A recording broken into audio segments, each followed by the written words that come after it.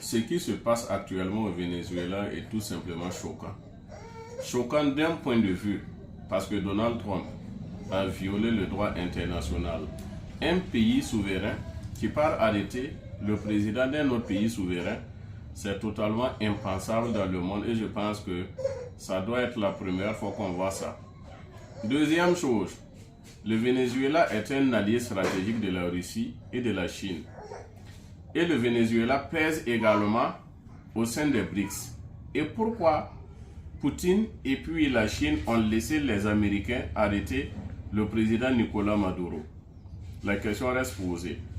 Quand on sait que le matériel militaire utilisé par le Venezuela provient également de la Russie et de la Chine, il y a de quoi se poser des questions. On va dire que peut-être il y a eu des trahisons à l'interne, mais c'est parce que la Russie et la Chine n'ont pas pesé suffisamment pour dissuader les Américains.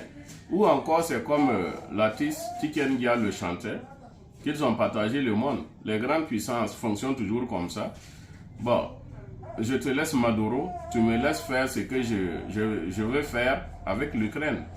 Ou encore, je te laisse le Venezuela, dans tous les cas, on va se partager le pétrole. Et tu me laisses prendre la Chine-Taïwan. Donc, il faut vraiment que les trois présidents de l'AES fassent très attention parce qu'aucun pays dans le monde ne pourra garantir à 100% la sécurité d'un autre pays. C'est comme Sankara le disait, nous ne devons compter que sur nous-mêmes d'abord.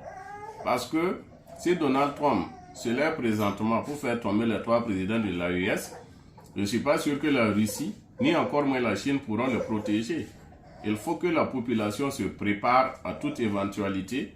Parce que comme Trump l'a si bien dit, ce qui est arrivé à Maduro peut arriver aux autres présidents.